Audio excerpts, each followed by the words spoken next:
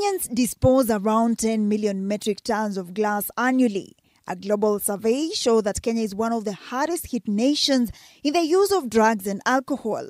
However, the more Kenyans drink, the more Nanny Cross gets bottles for her work. Bottles, bottles, bottles, bottles. This country drinks so much. Situated in the outskirts of Nairobi, a German found her love with nature that eventually turned into a business hub dubbed Kitengela Glass. Nani tells us that there is an oversupply of bottles in the country, which has made it easier for her to develop the glass workshop. You have no idea how many people are bringing me glass. Glass that I don't even want. Just this morning I looked at the picture. Somebody needs to send me the glass so that I can write a report for them and they'll get their NEMA proposal or their NEMA allowance. And I looked at the picture. It's horrible stuff. There's wind, you know, there's glass from windshields, and which I can't use because there's plastic in them. I can't melt it down. All sorts of things. Kitengela Glass found an ingenious and creative way of using the glass waste. They pride themselves on being very environmentally conscious and do everything to use waste products through their entire processes. What fascinated us is how beer and other beverage bottles can beautify a church. An influx of Christian missions in Kenya meant that stained glass windows were crucial for finishing new churches, and as an art, it is more profitable. Sasa kama hapa ni dirisha na kwanza lazima uchore. We joined Edwin Opio, who told us how glasses can be modified. Kuna wenye wanachora, wanakutumia picha. Actually, and then wewe utaichora, uta-enlarge kwa kitu kama hiyo. Client ametuma, aliona picha moja hapo yenye tulikuwa tumeweka kwa media. So akaipenda, akasema tumfanyie. In her own right, Nani is responsible for training the first Kenyan glass artisans, initially in stained glass and then in glass blowing and mosaics.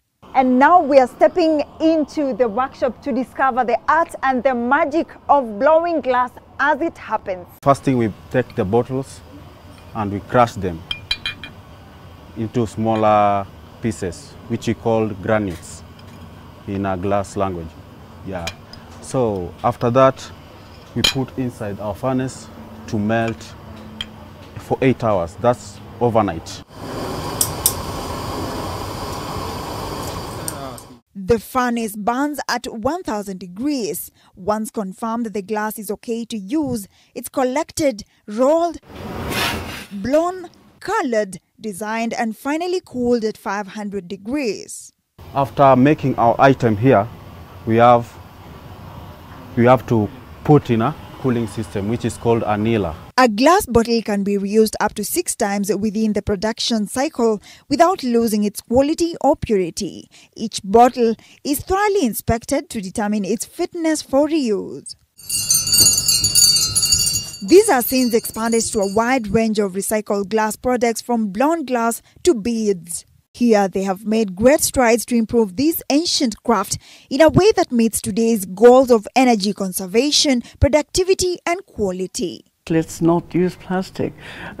Use my bottles, use paper bags, not plastic. Even in Swahili, plastic and paper seem to be the same word. My kids, they all say, "Oh, you mean that paper bag over there?" And I say, "No, I mean that plastic bag over there." National Environmental Management Authority report shows that Kenyans generate 22,000 metric tons of waste per day, with Nairobi County generating 3,000 metric tons daily, of which 60% of the generated waste is organic, 30 to 35% is recyclable, which includes glass, while 5% cannot be recycled and has to be safely disposed.